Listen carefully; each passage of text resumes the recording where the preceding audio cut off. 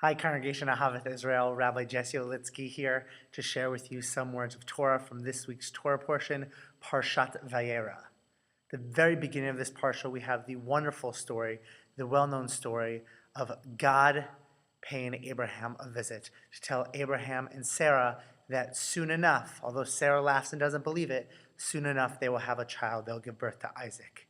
The beauty of this story isn't the miracle that God gives them a child at such an old age.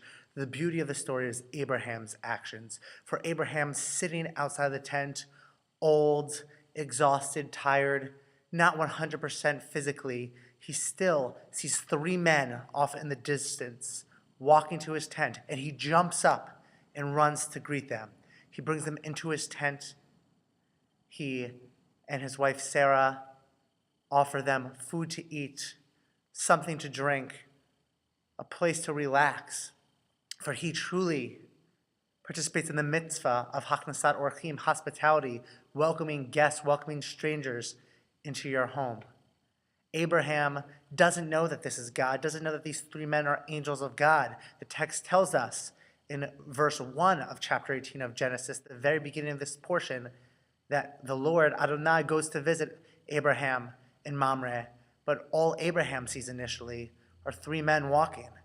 He doesn't go and greet them because he believes he's greeting God. He goes and greets these strangers because he's doing what he believes is the most important mitzvah in our entire tradition, in our entire Torah, welcoming people in to our homes, welcoming people into our community.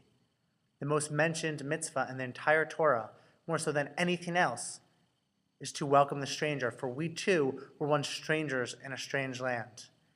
If there's anything we take from this week's Torah portion from Parashat Vayera, I hope it's this message, that we all strive to make our homes, to make our synagogue, to make our communities, and to make ourselves more welcoming, to welcome everybody that we encounter, young and old, those who we know already, those who we don't know, strangers in our midst, and those who are already part of our community that we don't know that well, to welcome them in.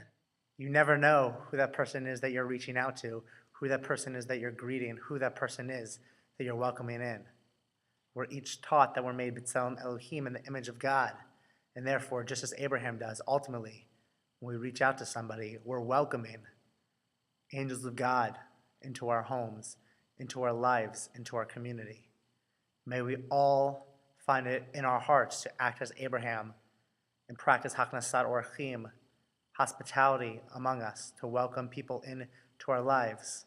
And may we be as blessed as Abraham and Sarah were, to have those people that we welcome into our lives be messengers of God. Shabbat Shalom.